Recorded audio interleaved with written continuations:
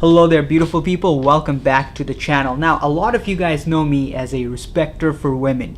I accumulate respect for women. I have a lot of respect for women. I am currently at level 18 respect for women. I spend most of my free time mastering my craft, which is respecting women. Now, do you guys know who is at level 19 respect for women? Well, that would be the UK government. And let me show you how they reached level 19.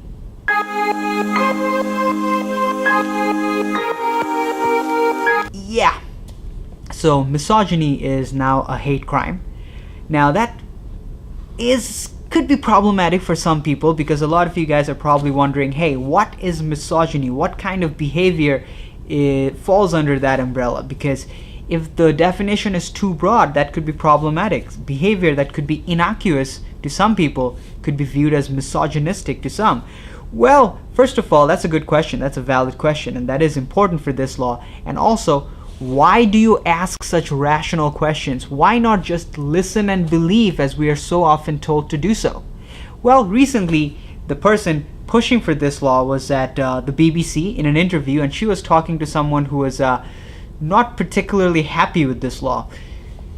Internalized misogyny. Well, first of all, let me show you the concern raised by the more rational of the individuals on the show. Nowadays, we throw around statistics like 85% of women have experienced sexual harassment. But when sexual harassment is defined so broadly as to include winking and whistling, the real surprise is why so few women have experienced sexual harassment. If winking and whistling are sexual harassment, my surprise is that it's not 100% of women. But I don't think winking and whistling are sexual harassment, and I don't think this is something that really needs police time and attention. Right. See? Reason, logic, and internalized misogyny. This woman is completely lost. Now let's hear the response from the person pushing this law. I'm sure she has come around. She is probably convinced.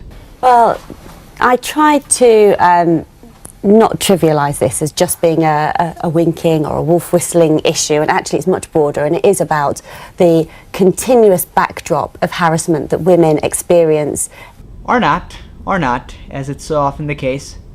Well, that's gonna be the law, and there isn't too much we can do about it. But the important message of this video, the main purpose of this video, is if you are living in the UK and if this video is reaching out to you, and if you suffer from excessive blinking, I want you to know, excessive blinking can be caused by problems with the eyelids or anterior segment front surface of the eye, habitual tics, refractive error, need for glasses, intermittent exotropia or turning out of the eye, and stress. It is very rare for excessive blinking to be a sign of undiagnosed neurologic disorder. So if you're living in the UK and this video reached out to you, see a doctor in your spare time, but importantly, invest in a pair of sunglasses while crossing the streets. Well, you guys, that's it for this particular video. To increase respect for women out into the world, leave a like rating, and to get more free medical advice, subscribe to the channel. Take care.